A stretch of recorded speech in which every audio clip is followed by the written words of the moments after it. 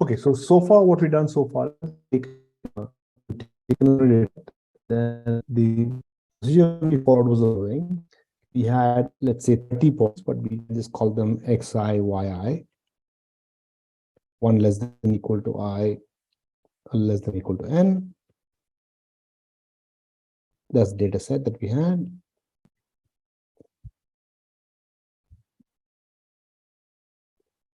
And then what we did was we said we take a function, let's say I'll call it now f of a1, a2, which what it did was it just took 1 over n, the sum from I equal to 1 to n, yi minus a1 plus a2 times xi. That's the value of the line. This whole squared. And then it took the square root of the guy. And then what it did was we found a1 and a2 that minimize. And this is typically called as the least square line.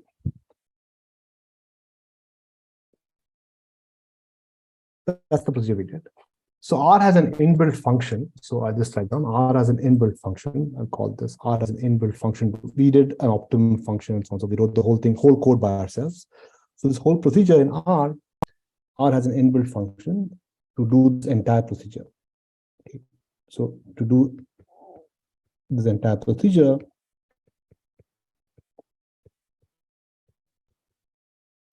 R has an inbuilt function. It's called LM, linear models. So we'll try and work on that first in R and come back and go to the next part of the course. So we go to the R function. So what happens is that if you go to this, I think one, you come back here. So here, I don't know if you can see it. Can I see it right here? No, it's the best part of it. So the LM function is called. So what you do is you take your data set sim1, you take the y variable and x variable, and you just call the LM function. It'll do the entire procedure we did. So let's go back here. Remember this thing, we did this best dollar par. We got the intercept to be 4.2, slope to be 2.05. So let's call this LM function sim1. Right here. So I saved it in simulation 1 mode. So let me go to sim1 underscore mode. So what it does is it tells you that I'm doing a linear model. It immediately tells you the intercept is 4.221 and the slope is 2.05. It's exactly what we had here with optimum. I'm almost closely rounded up. Right? That's what it does. So then if I call it by this coefficient, I'll get the exact thing I want to get. It'll get me the slope of the intercept. So that's the function you can use to do this entire Jingbang that we did before, the inbuilt linear model function. So now we can do the same plot, and then it'll do the same line like we did before. The same line with the same radius. So let me go back to my PDF file. So this is the same plot that we did before, but with the LM function. So I'm using the LM. Using the LM function.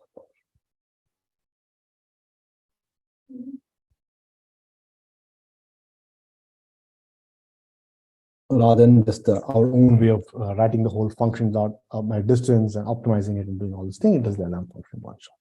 Right? So you can check the week 2 R code to get the exact syntax.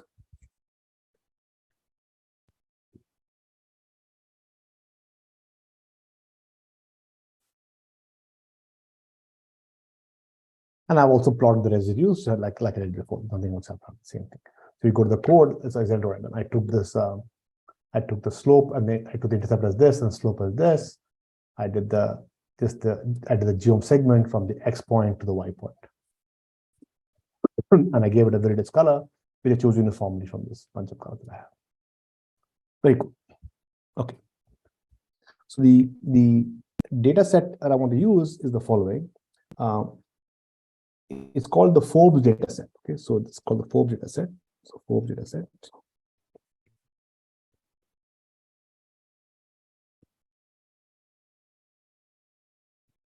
So this was this is again very old data set, like much earlier than the previous one that Heights done. It's around 1857. So when they were trying to understand basic sciences, like so for example, they want to understand the relationship between atmospheric pressure and boiling point of water. That's what Forbes want to understand. So Forbes trying to understand relationship between atmospheric pressure and boiling point of water.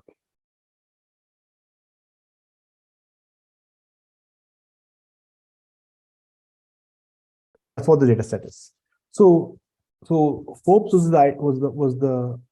of the idea that, see, he knew that they all knew that altitude could be determined from atmospheric pressure. We measure with the barometer, low pressure corresponded to high altitudes. That everybody kind of knew. But the barometers were kind of fragile, so they're sort of hard to sort of keep in good shape. So that's why Forbes tried to see if there was a way you understand boiling point of water, and will that give you a relationship with atmospheric pressure.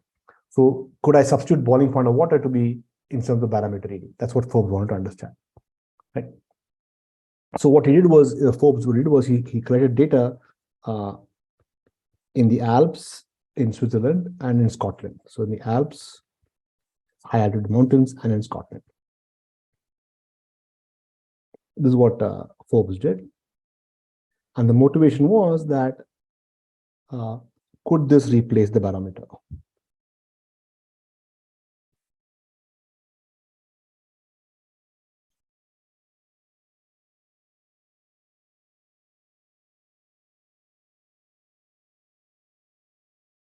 That was the problem. So if you go to the Forbes.text data set that is there here, it has about 17 data points, I think. Can look at it. Look at it. It has 17 data points. It has temperature, pressure, and L plus. I'll come to it in a second. But it just shows temperature, the boiling point versus pressure. That's what it's trying to show.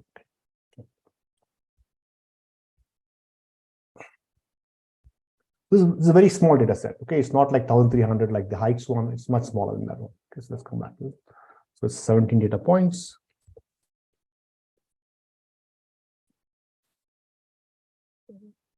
It's much smaller than the other one.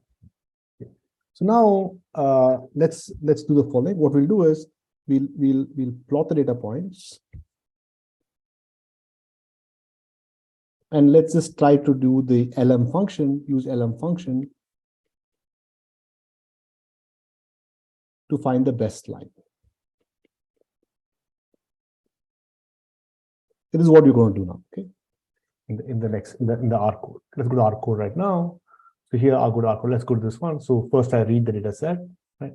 Let me clean all this. This is now apply data set. I read data set. Let's read it. So I read it. So now I go and type head. I go down here. I go down here for underscore data. If I type it, see what I get. I get temperature and pressure, exactly what I want. I got 7 data points, I get the answer, right?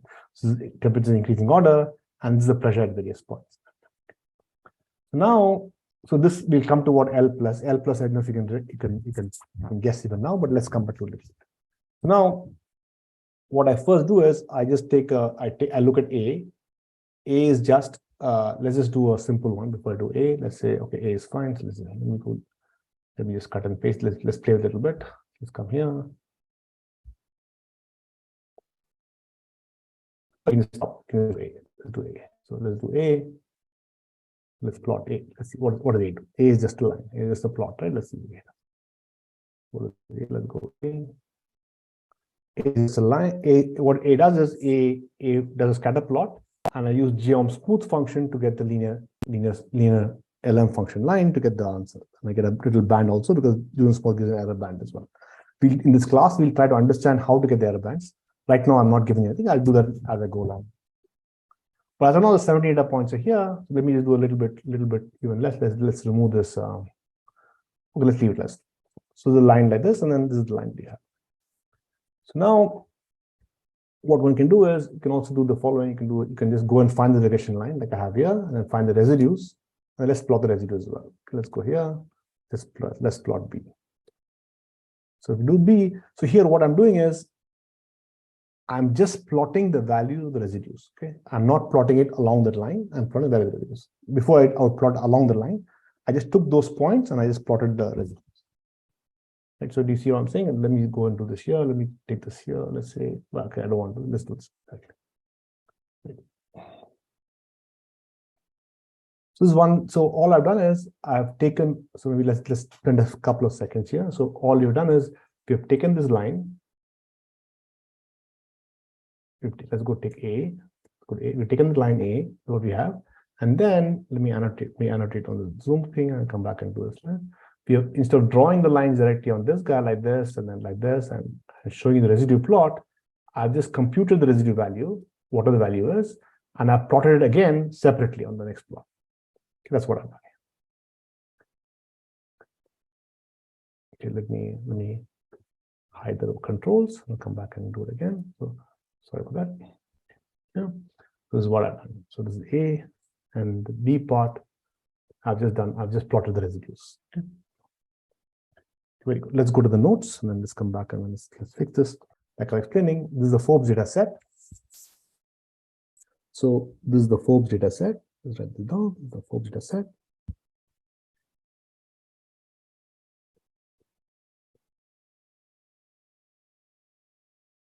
Okay.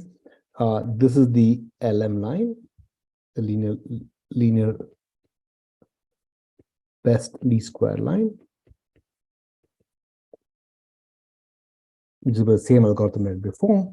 And then what I've done on the right hand side, on this side, is the following. So each of these guys, I've just gone and computed them, and I just plotted the numbers here on this line. So 0 means I have very good fit. For example, at these 2 points, they're on the line here, they correspond to 0 here. Right? These points also 0 here. And some points are quite, of course, the error is not so large, it's very, very small. It's like -0.25 and -0.1. So this is like something, the largest positive error is 0.5 or 0.5. So let me write this down separately. It's like the largest error, so something like that. Largest positive error. So I'll call it residual. And something like this is the largest, so the most negative error, let's say.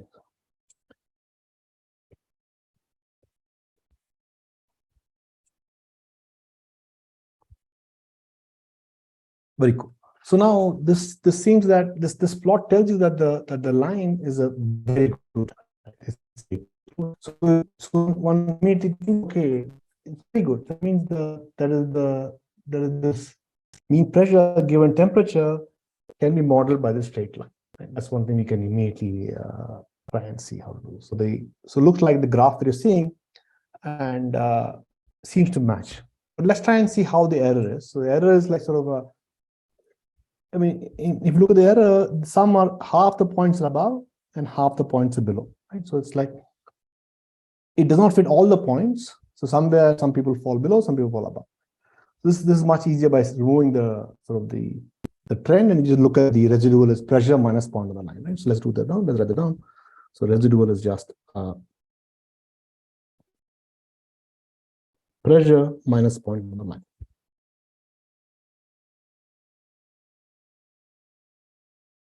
Instead of the actual temperature, you just point them. That's why I do it.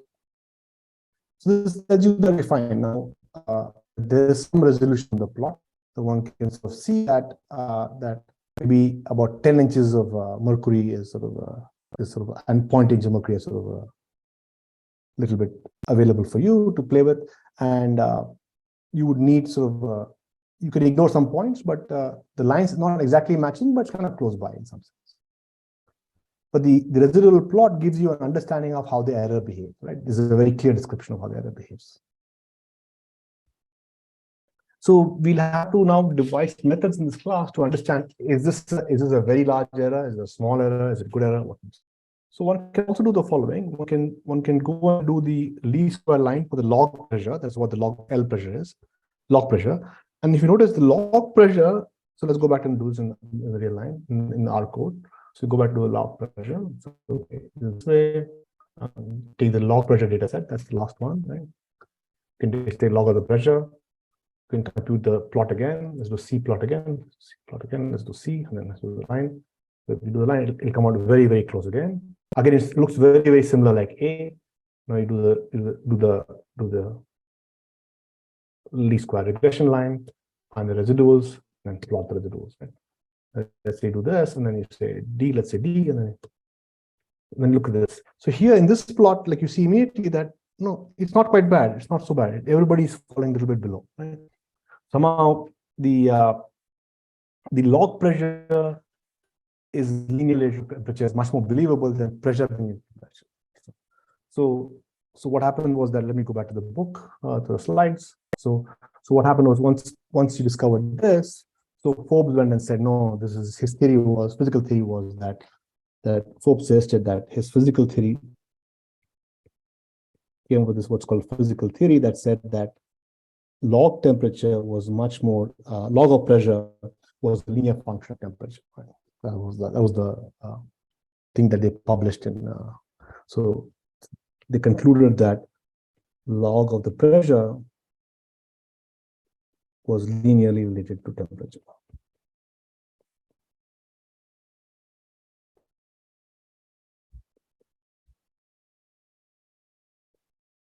This is what Forbes finally published.